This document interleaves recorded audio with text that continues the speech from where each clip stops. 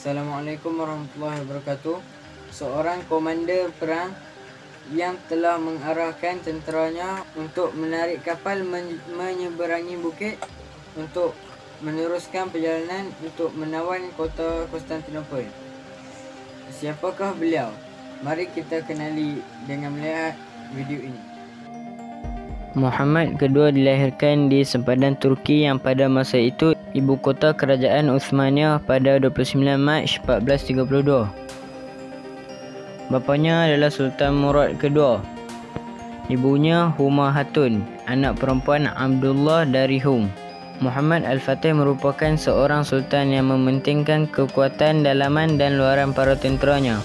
Mempunyai kepakaran dalam bidang ketenteraan, sains, matematik dan menguasai 6 bahasa, yakni bahasa Turki, Greek, Hebrew, Arab, Parsi dan Latin pada ketika umur 21 tahun. Seorang pemimpin yang hebat, warak dan tawaduk selepas Sultan Salahuddin Al-Ayyubi, yakni pahlawan Islam dalam Perang Salib, dan Sultan Saifuddin Muzaffar Al-Qutus, yakni pahlawan Islam dalam peperangan di Ain Jalut menentang tentera Mongol. Mengikut legenda, sifat-sifat sultan dan tenteranya telah dikaitkan oleh Nabi Muhammad SAW. Konstantinopel akan ditakluki oleh tentera Islam. Rajanya yang menakluk adalah sebaik-baik raja dan tenteranya yang menakluk adalah sebaik-baik tentera. Apabila Sultan Muhammad Al-Fatih menaiki tahta sekali lagi pada tahun 1451, baginda menumpukan dirinya untuk mengukuhkan tentera laut Uthmaniyah dan membuat persediaan untuk mengambil Konstantinopel.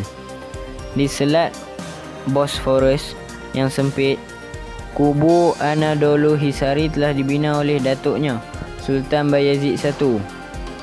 Di bahagian Asia, Sultan Muhammad Al-Fatih mendirikan kubu yang lebih kuat yang dipanggil Rumeli Hisari di sebelah Eropah, dan dengan itu baginda mendapat kawalan sepenuhnya ke selat itu. Setelah selesai bentengnya, baginda meneruskan pelabuhan pada kapal-kapal yang melintas dalam jangkauan meriam mereka. Sebuah kapal Venetian yang telah mengabaikan syarat untuk berhenti telah ditenggelamkan dengan tembakan meriam, dan semua pelaut yang masih hidup dipancung kepala kecuali kapten, yang telah dilancarkan sebagai amaran kepada pelaut lebih lanjut di selat itu. Abu Ayyub Al-Ansari, pengawal kepada Komander Yazid bin Muawiyah, yakni anak Khalifah Muawiyah I yang memerintah kerajaan Bani Umayyah, meninggal semasa pengepungan tahap pertama di Konstantinopel. Apabila tentera Uthmaniyah mendekati Konstantinopel, seorang syekh telah menemui makam Abu Ayyub Al-Ansari.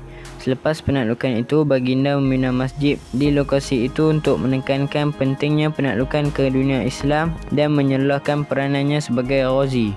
Pada tahun 1453, baginda memulakan pengepungan Konstantinopel dengan bilangan tentera yang dianggarkan antara 80,000 hingga 200,000 tentera dengan sebuah kereta api artileri lebih dari 70 keping bidang besar dan 320 kapal angkatan laut.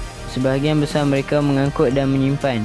Oleh kerana bandar ini dikelilingi oleh laut dan darat, tentera di pintu masuk Bosphorus membentuk satu formasi dari pantai ke pantai dalam bentuk sabit, bertujuan untuk memintas dan menolak sebarang bantuan untuk Konstantinopel dari laut. Pada awal pengepungan Konstantinopel bermula, pada mulanya tembok kota telah menghalang tentera Sultan Muhammad Al-Fatih.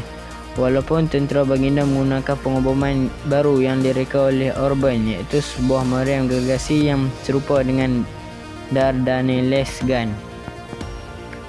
Pada masa yang sama, pelabuhan Golden Horn telah dihalang oleh rantai ledakan dan dikawal oleh 28 kapal perang. Pada 22 April, Sultan Muhammad Al-Fatih dan tenteranya mengangkut kapal perangnya yang lebih ringan di sekitar jajahan Genua di Galata ke pantai utara Golden Horn. 80 galley diangkut dari Bosphorus selepas membuka laluan lebih kurang 1 batu dengan kayu. Oleh itu, Byzantine membenteng pasukan mereka ke dinding dengan lebih lama. Sekitar sebulan kemudian, Konstantinopel mula jatuh. Pada 29 Mei, selepas pengepungan selama 57 hari, akhirnya Sultan Muhammad Al-Fatih berjaya menakluk kota Konstantinopel. Selepas penaklukan ini, baginda memindahkan ibu kota Uthmaniyah dari Adrianople ke Konstantinopel. ketika Sultan Muhammad Al-Fatih melangkah masuk ke dalam runtuhan Bukolion yang umum dikenali oleh masyarakat Uthmaniyah dan Parsi sebagai Istana Kaisar. Runtuhan ini mungkin dimulai dari 1000 sebelum Masihi. Selepas penaklukan Konstantinopel, baginda mendakwa bahawa gelaran Kaisar Empire Rome, Kaisari Rom, hanya berdasarkan penegasan bahawa Konstantinopel telah menjadi tempat duduk dan ibu kota Empire Rome sejak 330 Masihi. Barang siapa yang memilikinya adalah seorang penguasa kerajaan.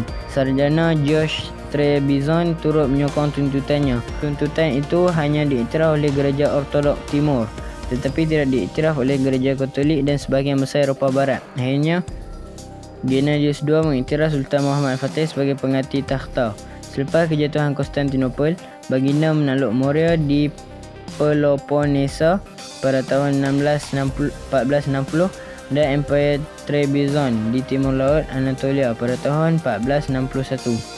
Dua kekosongan pemerintahan Byzantine yang terakhir telah diserap oleh Empire Uthmaniyah. Penaklukan Konstantinopel memberikan sumbangan yang besar terhadap negara tersebut. Ramai kawan dan lawan kagum dengan kepimpinan beliau serta taktik dan strategi peperangannya yang dikatakan mendahului pada zamannya dan juga kaedah pemilihan tenteranya. Baginda merupakan anak didik Syekh Syamsuddin yang merupakan keturunan Abu Bakar As-Siddiq. Antara sumbangan baginda adalah menakluk Konstantinopel yang juga menyebabkan berakhirnya Empire Byzantine. Baginda jugalah yang menukar nama Konstantinopel kepada Konstantinia, varian Turki, Konstantinia. Kini nama tersebut telah ditukar oleh Mustafa Kemal Atatürk kepada Istanbul. Diceritakan bahawa para tentera Sultan Muhammad Al-Fatih tidak pernah meninggalkan solat wajib sejak baligh dan separuh daripada mereka tidak pernah meninggalkan solat rawatib sejak baligh. Hanya Sultan Muhammad Al-Fatih sajalah yang tidak pernah meninggalkan solat wajib, tahajud dan rawatib sejak baligh hinggalah ke saat baginda meninggal dunia. Terima kasih kerana menonton video saya pada kali ini. Sila like, subscribe dan share video saya kepada rakan-rakan anda yang lain.